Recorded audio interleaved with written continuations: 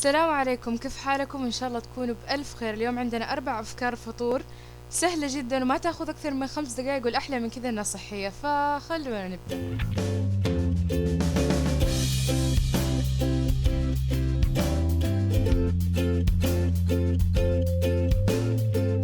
فهذه الوصفة أول شي راح نسويه، راح نقطع التفاح زي ما انتم شايفين، وبعد كذا راح ناخذ تقريبا ملعقة من زبدة فول سوداني، إذا كثرنا احتمال تمتن يب.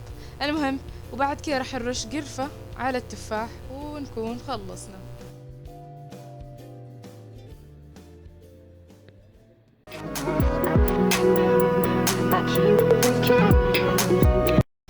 الوصفة هذه أنا مرة أحبها، مرة كويسة للناس اللي يكونوا مثلا حركين ويمشوا كثير ويتحركوا كثير والرياضيين كمان. فأول شي راح نسوي، راح نقطع الموز زي ما شفتوا، وبعد كذا راح نوزع زبدة الفول السوداني على التوست الأسمر لأنه فيه ألياف يساعد عملية الهضم، ونوزع الموز وبس.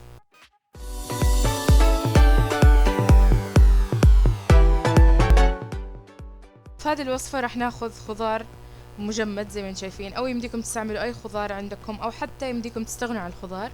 بعد كذا بيضة واحدة، وراح نحط الخضار فوق البيض، وراح نرش شوية فلفل اسود وملح. بعد كذا بكوب او زبدية صغيرة راح نسوي شكل الدائرة اللي انتم شايفين في التوست، وراح نحط شوية زيت زيتون على المقلاية، وراح نحط التوست في وسط المقلاية، وراح نحط البيض في وسط التوست. بس بعد كده راح نستناه يستوي، طبعا النار تكون هادية، ونخليه يستوي في هذه الجهة، بعدين نقلبه ونخليه يستوي من الجهة الثانية.